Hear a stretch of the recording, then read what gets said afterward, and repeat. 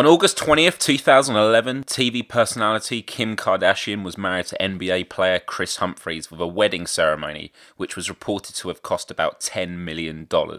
72 days later, and Kardashian filed for divorce, leading to vast speculation that the marriage was nothing more than a publicity stunt to promote her brand and television ventures.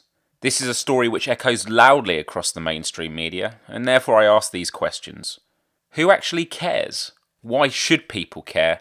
And what does this say about our culture? My name's Myles Dyer, it's Friday, November 4th, and you are listening to Podcast376.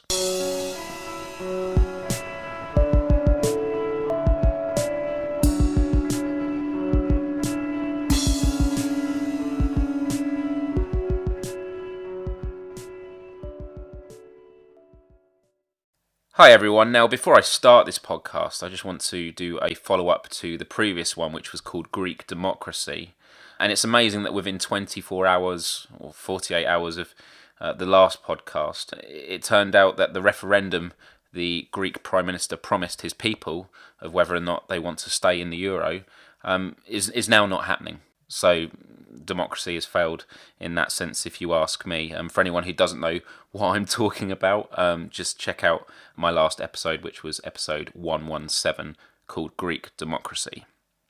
Now for today, I'm talking about Kim Kardashian.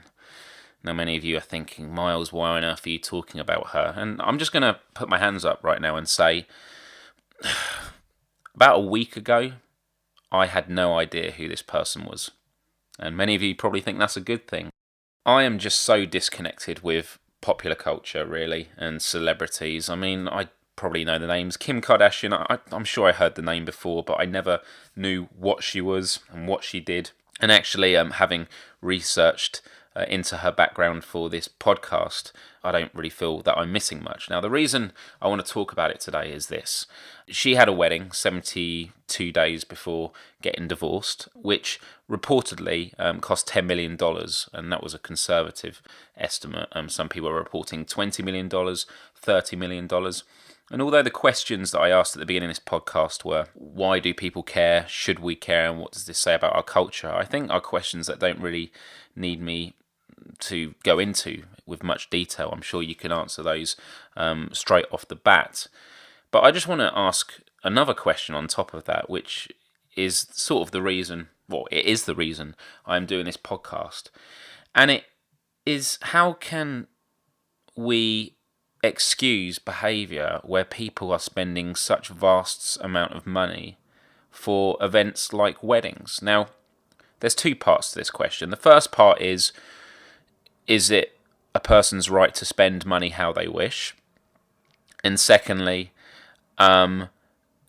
should I just be minding my own business? Which I guess they're both part of the same question in a way. Because, yeah, I agree, people should have the freedom to spend the money how they want. But then I'm thinking about responsibility in society, and some people may say, oh well, Myles, you don't have that money. If you did, you would probably spend it on something. No, I wouldn't. I just wouldn't, because as long as I have the necessities of life, yeah, I might want to treat myself. I could never imagine spending that amount of money. Now, some of you are going to jump on and say, well, Kim Kardashian and Kris Hymphries did not actually spend this money, and that is correct. That's correct. It was paid for by other people, and they were actually paid themselves $18 million for the rights to the photos. And why am I bringing this up as an issue? Well, having been someone who's done a lot of charity work recently and really looked into the costs that are required to get life-saving equipment for children in the poorest regions of the world, $10 million, if we're going with the conservative estimate, that would save millions of lives. And once again, I could go back to this point, well, it's none of my business. People can spend money how they want. But I think I'm not saying this, well, there shouldn't be legislation to tell people how to spend their money, but I just feel there needs to be a real big wake-up call for people. People should be educated a lot more, because I guess I'm going to take an example which some of you feel is an unfair comparison to the Kim Kardashian wedding.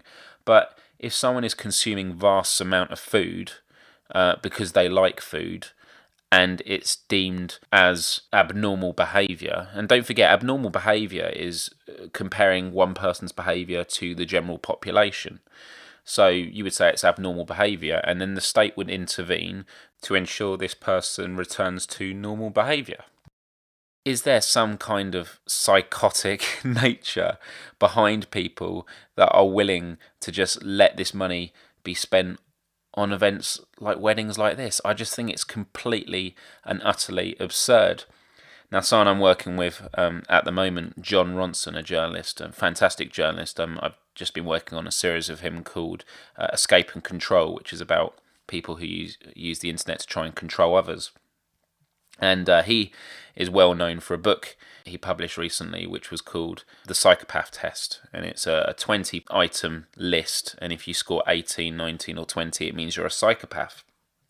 And from doing this research, he realised that CEOs, people in elite positions in society, there is a high percentage of those people who are psychopaths, because capitalism rewards people for abhorrent behaviour in terms of putting empathy aside and just focusing on getting money.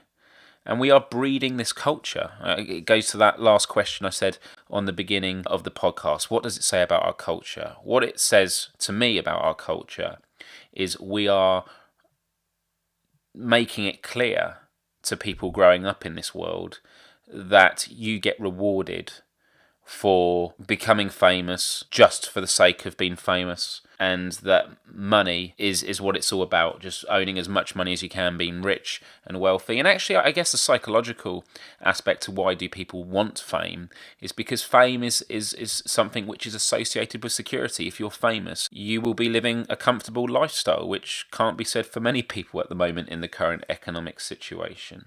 When you can't get a job doing things the normal way of getting an education and, turning up at interviews, etc. If you can do something wacky and crazy and get famous for it, then you can make a living out of it, and you get rewarded for that. You don't get rewarded for what you contribute to society. Now, I know this podcast is probably one of my least coherent ones, and I've maybe put forward some very poor arguments, but when I just see that a wedding costs $10 million, it's not right. It's not right, is it?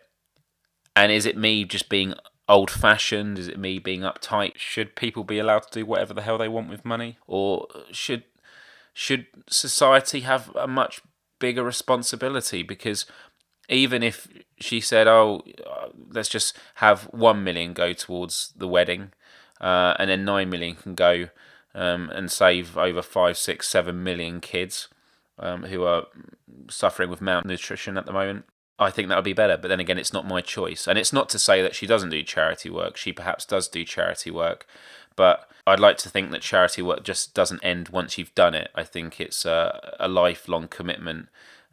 As long as you are standing on a higher, more secure platform than other people in the world, you should use your voice and your security to do whatever you can to help save the lives of others. But I don't know. Do I care too much about this story, or have I brought up an issue which is worth reflecting on? Because I think it says something very significant about society, especially in a time where there are so many austerity measures being put on populations around the world, and with there still being so many children around the world dying without a voice. So on that note, as always, you can contact me on Twitter at Podcast376. Facebook.com/podcast376.